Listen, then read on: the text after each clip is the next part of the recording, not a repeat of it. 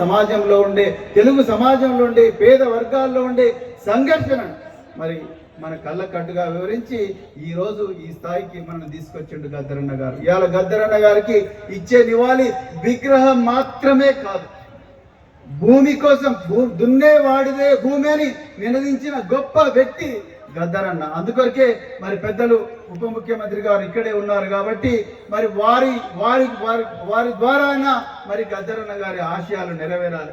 మరి ఈ తెలంగాణ రాష్ట్రంలో దాదాపుగా 30,000 నుంచి 40,000 ఎకరాల అసైన్డ్ భూములను ప్రత్యేకించి ఎస్సీల దగ్గర నుంచి హైదరాబాద్ చుట్టుపక్కల గుంజుకున్నారు గత పాలకులు.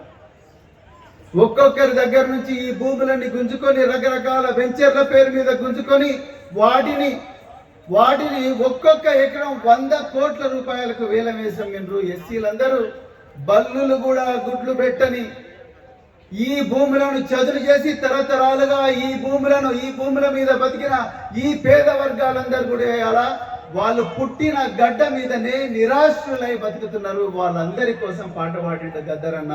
నేను ఉప ముఖ్యమంత్రి గారిని రిక్వెస్ట్ చేస్తా ఉన్నాను, సార్ దయచేసి ఆ అసైన్డ్ భూములన్నిటికీ కూడా పట్టాలు ఇవ్వండి సార్. పట్టాలు ఇచ్చి గద్దరన్న మరి ఏ భూముల కోసం అయితే పోరాడిండో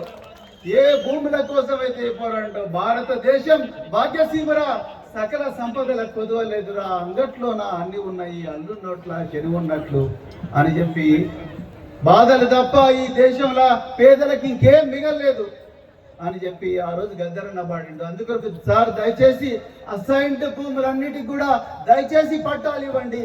ఒకటే సర్వే నెంబర్లో ఆధిపత్య వర్గాలకేమో రెగ్యులర్ పట్టాలు ఉంటాయి, పేద వర్గాలకు లౌన్ పట్టాలు ఉంటాయి. ఇది వాస్తవం.